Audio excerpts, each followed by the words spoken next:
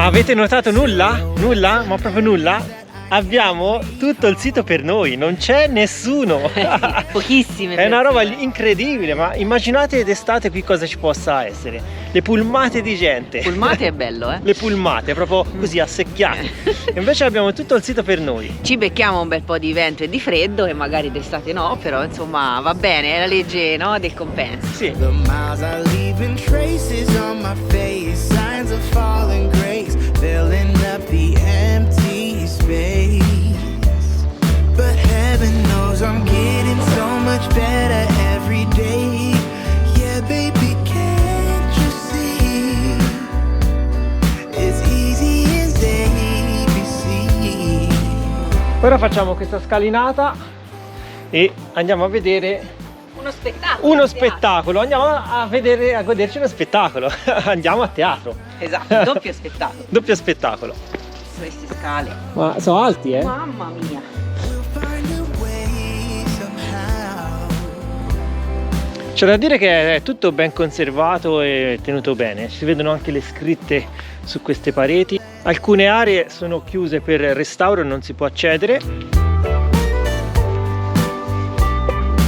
Ma ora entriamo dentro questo bellissimo teatro. Guardate che meraviglia! Guarda il primo spettatore. E come in tutti i teatri che si rispettino, Ciao. come al Colosseo ci sono anche i gatti. Ciao! Bellino. Tu sei un gatto del Colosseo che sei venuto qui in vacanza? Ma guarda che zampine bianche, bellino. In a crowd we abide, petrified, we could be unified. But heaven knows I'm getting so much better every day. Yeah, baby, can't you see? Ora saliamo nei vari anelli del teatro e ci godiamo lo spettacolo dall'alto. Con questo sole che ogni tanto fa capolino. We will carry one another on this path, yeah. Even though my feet are barely finding solid ground, I'm getting much closer now. Come vedete ci troviamo proprio dentro il grande teatro, che pensate un po' è uno dei più grandi, se non il più grande dell'Asia minore. Poteva contenere, udite udite, fino a 24.000 persone. È famoso, come la maggior parte di questi teatri, per la sua acustica. Prima pensate un po', c'è un gattino, quello nero che abita qui, era laggiù dai signori, miagolava, si sente benissimo qua su sugli spalti, ve lo possiamo assicurare. Negli anni ci sono stati notevoli spettacoli, addirittura combattimenti tra gladiatori, concerti, balletti, spettacoli teatrali, eccetera eccetera. Al momento è aperta solo, diciamo, una parte con alcuni anelli, ma non la parte superiore, perché dicono che sia sotto tutela, quindi vada preservata.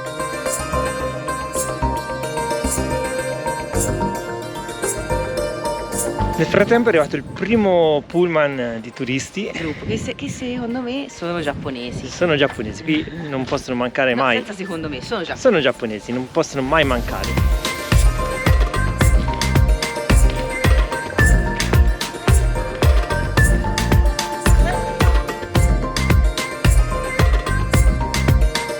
È uscito anche l'arcobaleno, non so se lo vedete. Che bellezza, guardate che meraviglia! Lasciamo il teatro con tutti i giapponesi che fanno le prove canore e proseguiamo il nostro tour.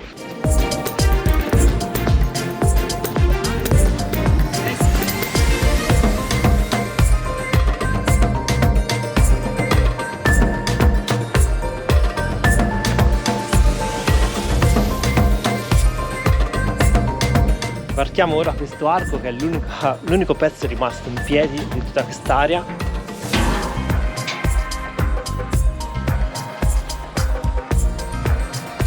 E ci affacciamo qui nella parte principale di tutto il complesso archeologico, che è veramente imponente.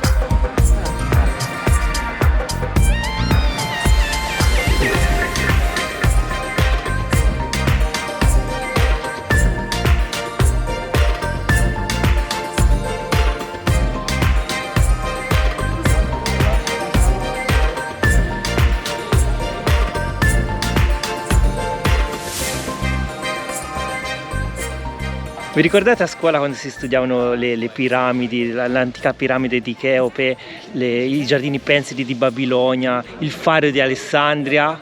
Esatto. Ma cosa erano? Cosa sono attualmente? Sono considerate, ragazzi, le 7 meraviglie del mondo antico. Qui di fronte abbiamo la biblioteca di Celso. Il tempio di Artemide ovviamente non è dentro al sito archeologico di Efeso dove ci troviamo adesso, ma è un pochino dislocato fuori. Sì, sarà 1 chilometro. Però ovviamente l'intro lo facciamo qui dentro, di fronte a questa bellezza. Ora facciamo un giro, vi facciamo vedere al suo interno come è fatto e scopriamo il resto di tutto il parco archeologico.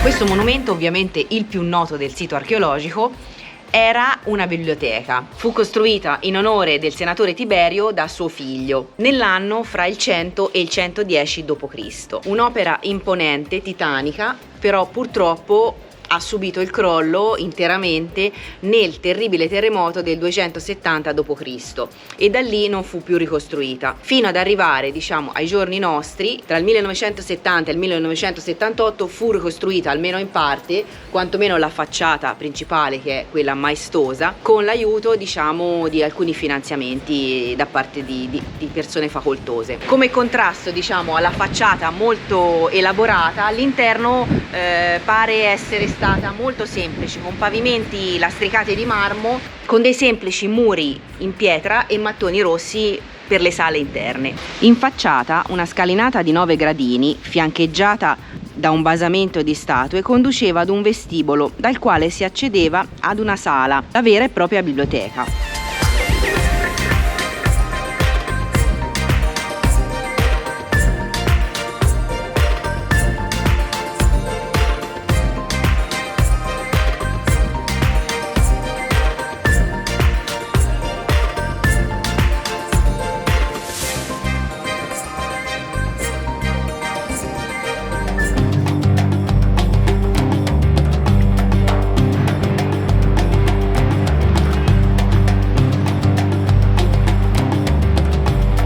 Qui ci troviamo all'interno dell'Agorà, vedete tutto questo bellissimo colonnato, veramente enorme e gigantesco. Purtroppo è rimasto ben poco, però ci fa capire bene la maestosità del luogo.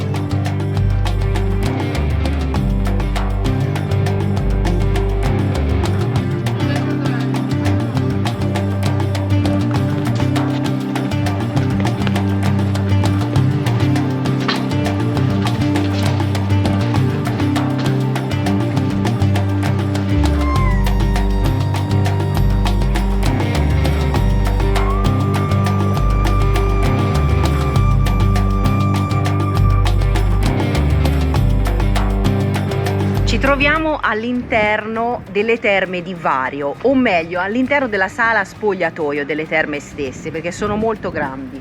Dietro di me c'è quel che rimane della statua di Scolastica, che è praticamente una cittadina dell'epoca che fece restaurare le terme.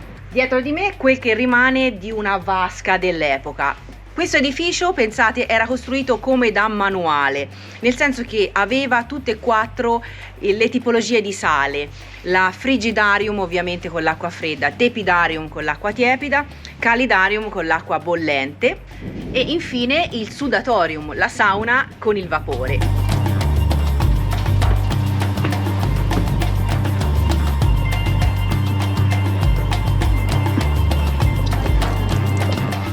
Dietro di me, all'interno di questa imponente struttura, c'è la parte, diciamo così, residenziale della vecchia città di Efeso. Sono 7 dimore private, ben conservate, con dei marmi, mosaici e dei bellissimi affreschi, almeno leggiamo sulla carta, perché per potervi entrare richiedono un biglietto supplementare rispetto a quello che abbiamo pagato per l'intero sito archeologico.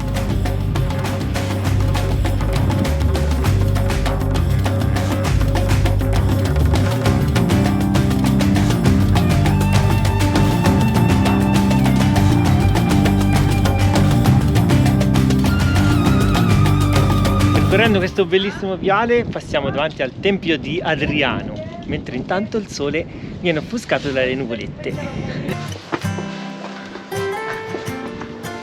Vedete, il sito è esplorabile in ogni dove, si può veramente esplorare tutta la città. You say that something's got to give. You say it's one way to live. Yet you sit and wait for better days. I think we must push through the gray. Hold me closer than the wind. Let me be the orchid. Have me every second. Allora, attualmente ci troviamo lungo la via principale di Efeso, che era chiamata Via dei Cureti. In questa strada ovviamente passava tutto il traffico dell'epoca e era fiancheggiata da botteghe, edifici con grandi statue. Queste botteghe erano prevalentemente di incenso e seta. Uno di questi imponenti edifici, appunto, era la fontana di Traiano. Guardate qua che meraviglia, è stata ricostruita perché purtroppo è stata danneggiata.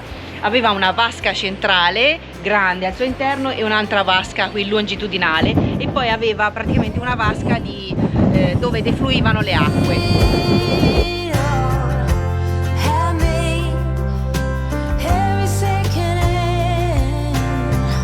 Qui possiamo ammirare tutti i dettagli, gli intarsi, la cura maniacale di come sono state incise queste pietre, veramente in maniera impeccabile, tutto perfetto, tutto uguale, con tutte le scritte incise, veramente un lavoro imponente.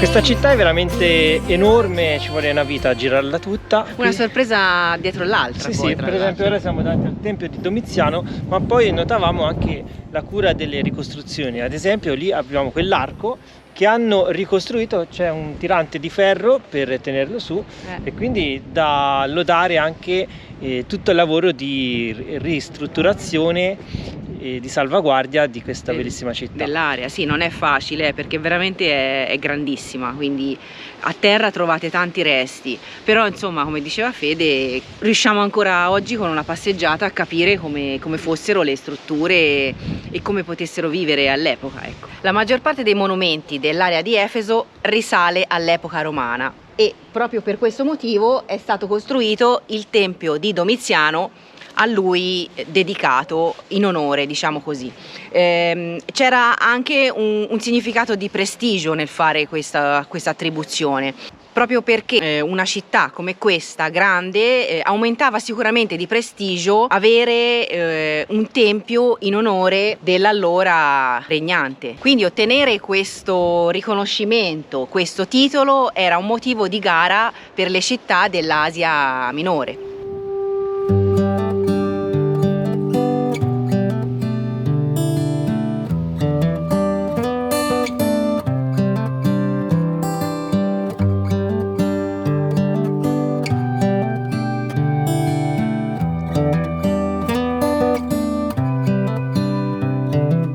This is as good a day as any to start the rebuilding of life.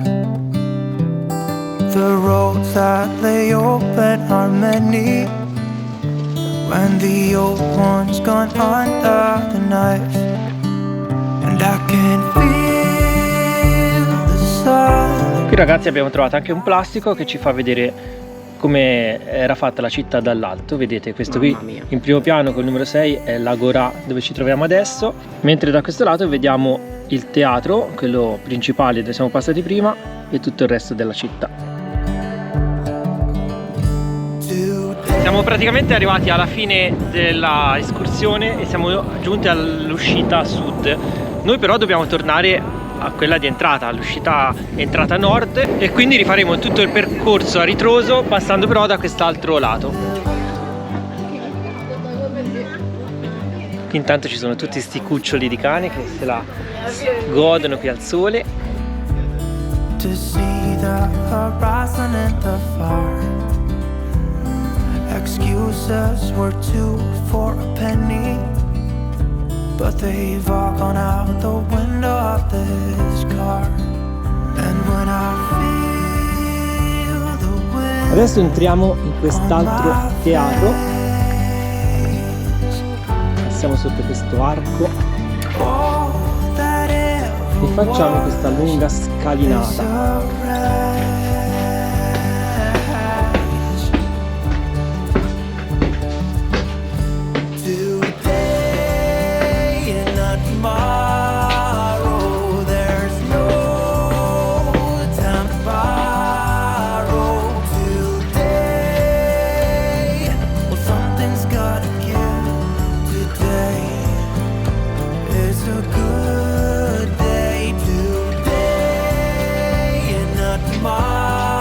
Ecco che arriva anche Marta. Venghino allo spettacolo, signore e signori, venghino!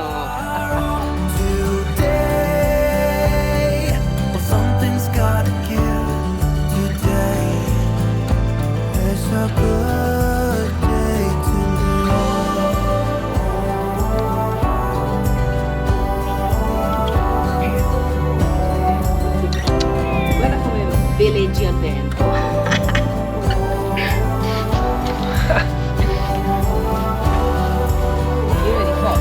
Ah, che bellezza!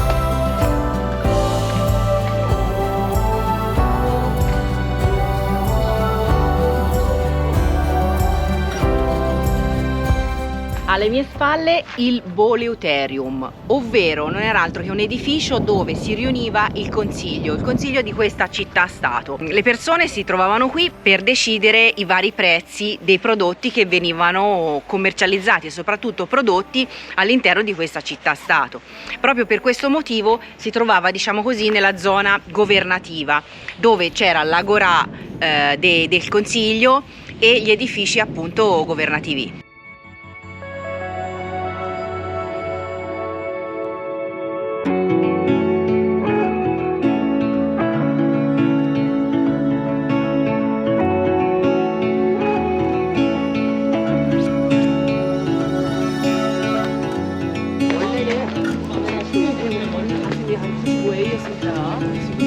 Qui nel frattempo c'è tutto il tour dei turisti giapponesi che fanno le foto a tutto quanto, un po' come noi, dai.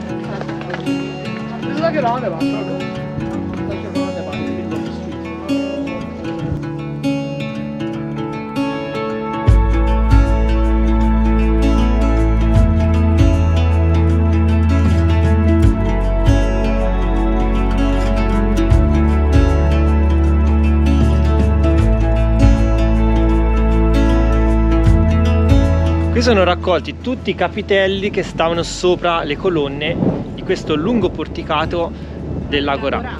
Questa era l'Agorà commerciale. Sì. Ora stiamo ritornando verso Charlie.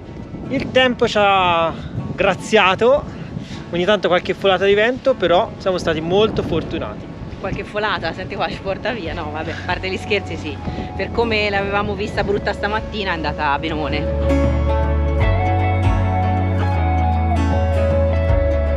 Ci siamo spostati facendo un viale perché questa è un'area un po' dislocata rispetto a dove eravamo prima, e ora vi facciamo vedere quest'ultimo sito, quest'ultima parte del sito archeologico. Entriamo subito dentro e vediamo cosa ci riserva.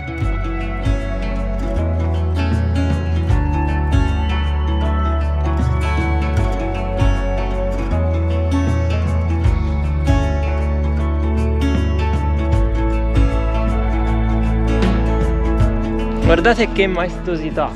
Ci troviamo all'interno della chiesa St. Mary, ovvero la chiesa di Maria. Era una chiesa vescovile della città.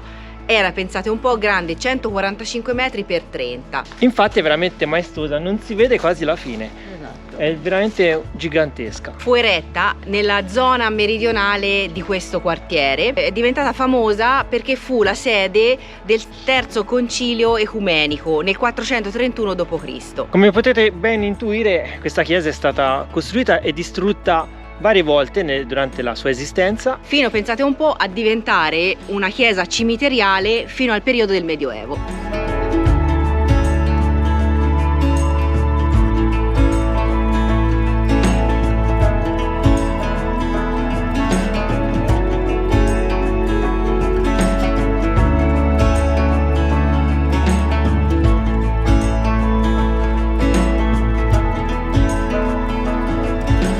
Praticamente per vederla tutta bisogna camminare per ore e ore. Mamma mia, E ne abbiamo fatte di camminate oggi, Che mal di gambe, ragazzi.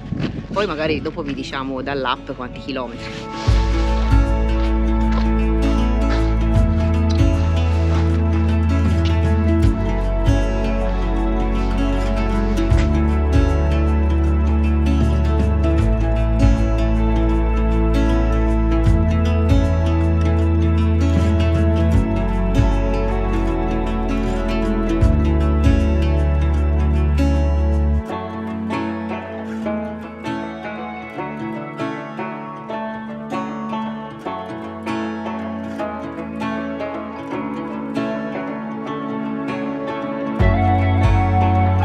Ed eccoci qui ragazzi, di fronte alla settima meraviglia del mondo.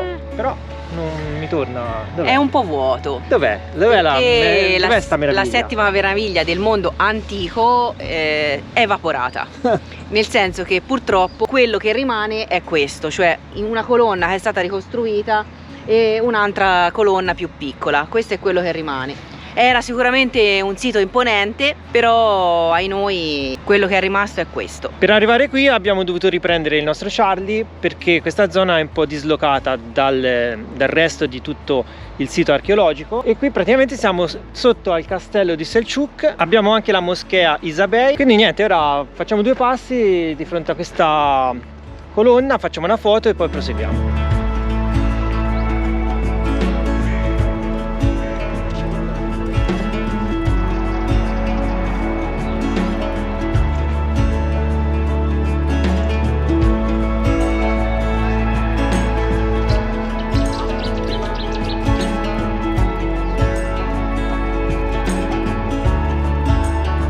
Come vi abbiamo detto, ragazzi, siamo dentro, diciamo così, una delle 7 meraviglie del mondo antico. Dietro di me l'unica colonna che è rimasta ricostruita, ovviamente. Allora, due cenni su questa meraviglia. Venne costruita nel corso del VI secolo d.C. Durante il regno di Creso, in onore di Artemide, che ovviamente sapete essere la dea della caccia e degli animali selvatici. Nel 356 a.C. purtroppo fu bruciato e distrutto da Erostrato, che da furbacchione voleva passare alla storia. Ed effettivamente ci è riuscito, perché noi ora ne stiamo parlando. Sì. Venne ricostruito nella prima metà del III secolo a.C. grazie al contributo economico dei cittadini di Efeso. Nel 401 d.C., dopo aver subito altri danneggiamenti, fu abbandonato e distrutto per ordine del vescovo cristiano Giovanni Crisostomo. Al tempo della sua costruzione era il tempio più grande esistente. Aveva una misura, pensate un po', di 126 metri di lunghezza per 67 di larghezza. Pensate un po', per darvi un ordine di grandezza, quasi il doppio rispetto al Partenone di Atene. Era costruito in marmo e c'erano 127 colonne alte 18 metri, di cui rimane solo questa alle mie spalle. La riscoperta del tempio è avvenuta soltanto nel 1869 ad opera di un archeologo inglese. E quindi possiamo segnare nella nostra lista una delle 7 meraviglie del mondo come vista. Spuntata. E voi sapete quali erano quell'altre? Scrivetelo nei commenti, perché siamo curiosi di interrogarvi su questa cosa. E se magari avete visto i luoghi dove si trovavano, Scrivetecelo, siamo curiosi. Talmente meravigliosa che è uscito anche il sole, vedete? Quante meraviglie avete visto? A parte noi ovviamente. Scherzavo.